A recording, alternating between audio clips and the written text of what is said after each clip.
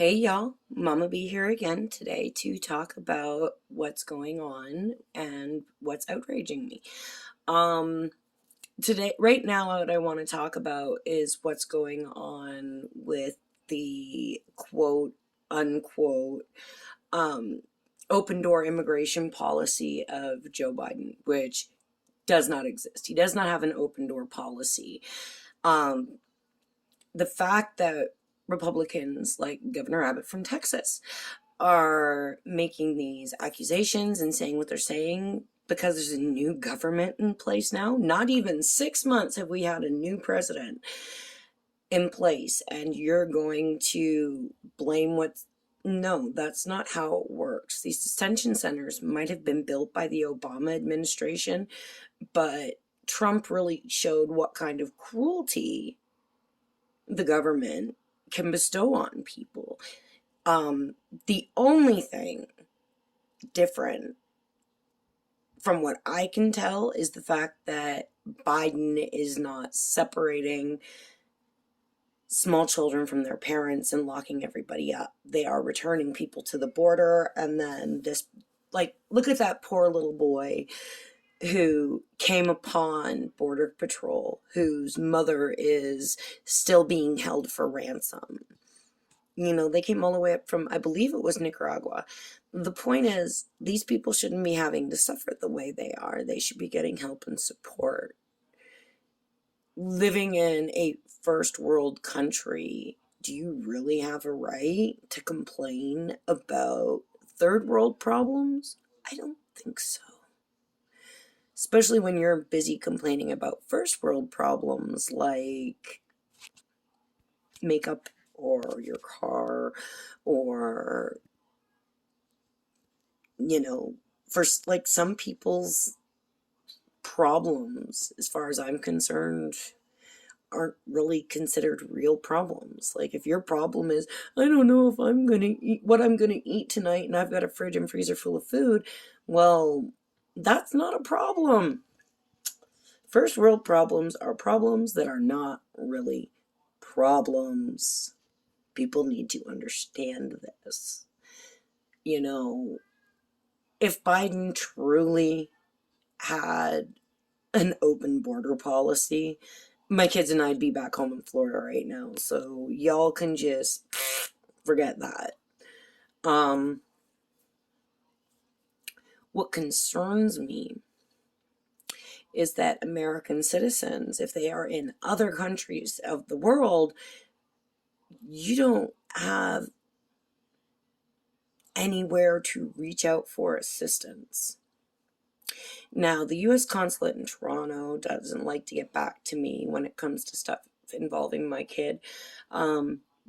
And considering he's a U.S. citizen, you think they would. They'd want to know what's going on with their citizens, abroad. But apparently not. Now, again, I've talked about this before. I never would have left Florida had I not absolutely had no choice but to leave due to my parental situation. So people really do take for granted what they got, when they got it, and where, But this quote unquote border crap with Biden, y'all need to give it up. Y'all have responsibilities you need to take care of, and you should have done it a long, long time ago. Do you get me? Like, especially now with the millions of people that have died from COVID. I'm sure there's a lot of places in the States that have the space for immigrants. Immigrants don't get, well, at least if you're from according what Trump likes to call non-shithole country, which I'm assuming Canada would be one.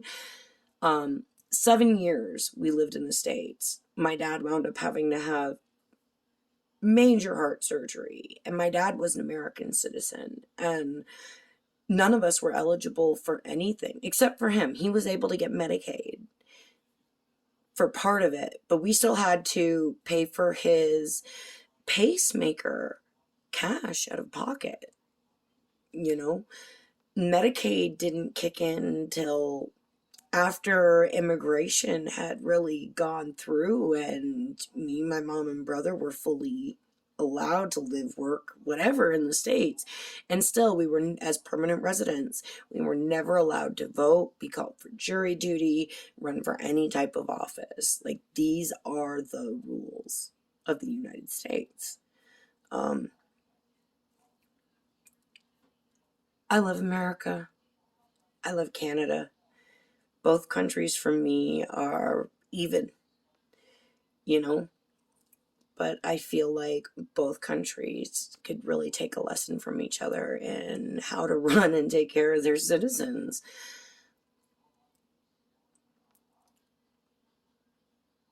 You know, these Republicans make me sick. All the stuff that happened to children in these facilities when Trump was president, none of you gave a shit. His own wife wore a jacket that said, "I don't care to you." And after her own leaked phone calls, we found out those sentiments, those were real, true sentiments. It wasn't, "Oh, I screwed up and I wore a jacket I shouldn't have worn," kind of like she tried to blame it on. You know, people are suffering, and it's your responsibility to take care of your constituents. You want more people to vote for you, and you don't like new people coming in? Why don't you open up your platform, be a little bit nicer to those new voters so you can bring them to your side? I swear the government's job should be to help and support their citizens, you know, not to criminalize them and cause them harm. I don't know. Just my thought. Later.